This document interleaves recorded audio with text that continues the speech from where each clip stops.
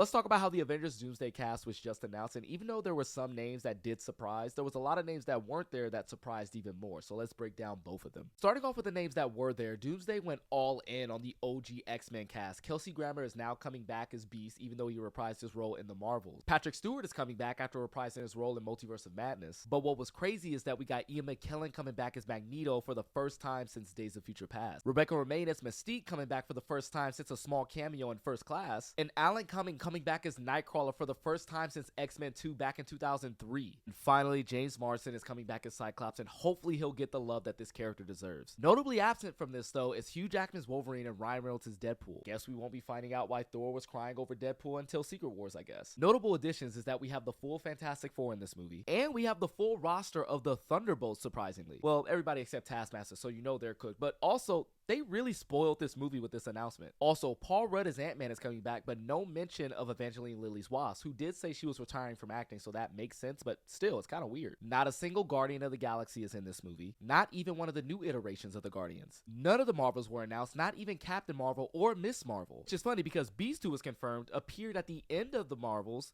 with Monica Rambeau, who wasn't announced. I'm also surprised that Wong, Captain Marvel, and Mark Ruffalo's Hulk wasn't involved, especially since these two were the ones who were exploring the 10 rings in Shang-Chi. But that's not all. None of the Hulks were announced for this movie as well. You would think that the Hulk family will be a part of it in some way. None of the Hawkeyes were confirmed for this movie. Also, none of the Young Avengers at all, which could make sense because they might want to spin those off into their own movie or show. But we also didn't get a single Eternal announced for this movie. And I think this is the biggest one. No mention of Tom Holland's Spider-Man at all, despite his movie already kind of being in pre-production. It really makes you wonder where exactly are they going to take this story, especially since this is an Avengers movie and currently there's not really many Avengers here at all.